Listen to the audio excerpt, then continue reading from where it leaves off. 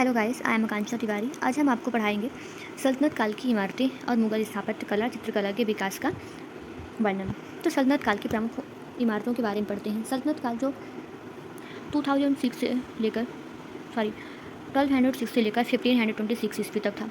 इसने भारत में Indo Islamic स्थापत्य कला की शुरुआत की। इस काल की मुख्य विशेषताएं थी मेहराब, गुंबद, मीनारें और चूनेगारे का प्रयोग हुआ करता था। जैसे कुतुब मीनार जो दिल्ली में है। कुतुब मीनार कुतुबुद्दीन ऐबक ने इसकी शुरुआत की और इल्तुतमिश ने इसे पूरा करवाया। यह सूफी संत कुतुबुद्दीन बख्तियार काकी की याद में बनाई गई थी। फिर कुव्वत उल इस्लाम मस्जिद और 2.5 दिन का झोपड़ा ऐबक द्वारा निर्मित प्रारंभिक इस्लामी इमारतें थीं उस समय की। फिर अलाई दरवाज़ा अलाउद्दीन खिलजी द्वारा कुतुब परिषद में बनवाया गया। इसमें वैज्ञानिक तरीके से बने मेहराब का बेहतरीन उपयोग हुआ। फिर तुगलकाबाद और गयासुद्दीन का मकबरा तुगलक काल में ढलवा दीवारों सलामी पद्धति से और सादगी पर जोर दिया गया था। फिर लोधी गार्डन के मकबरे लोधी काल में अष्टकोणीय मकबरे और दोहरे गुंबद डबल डोम की शैली विकसित हुई। फिर स्थापत्य कला का विकास मुगल काल को भारतीय वास्तुकला का स्वर्णयुग माना जाता है। इसमें फारसी तुर्की भारतीय शैलियों का अद्भुत मिश्रण देखने को मिलता है।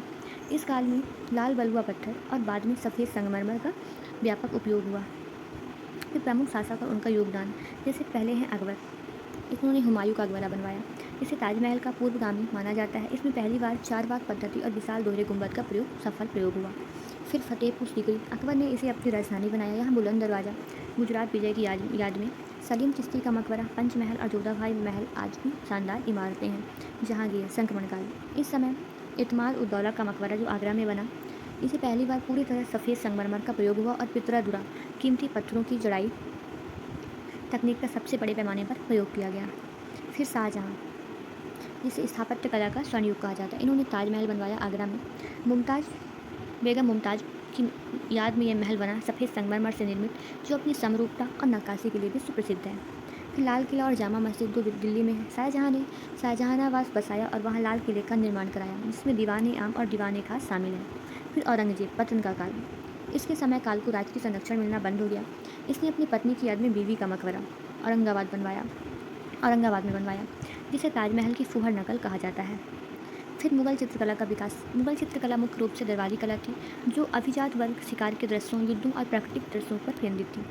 शासक चित्रकला में योगदान एवं विशेषताएं तो हुमायूं ईरान से 2 प्रसिद्ध चित्रकारों मीर सैयद अली और ख्वाजा अब्दुल समद को भारत लाया और यहीं से मुगल चित्रकला की नींव पड़ी। अकबर जो थे, इन्होंने चित्रकला के लिए एक अलग विभाग स्थापित किया। इसके काल में दस्तान अमीर हमजानामा का चित्रांकन हुआ। दसवंत और बसावन अकबर के दरबार के प्रसिद्ध भारतीय चित्रकार थे। फिर जहांगीर चित्रकला का स्वर्णयुग कहा जाता है इसके काल को। जहांगीर स्वयं कला का पारखी था। इस काल में चित्रों में सती बॉर्डर को सजाने और एक व्यक्ति के चित्र बनाने की कला चरम सीमा पर थी।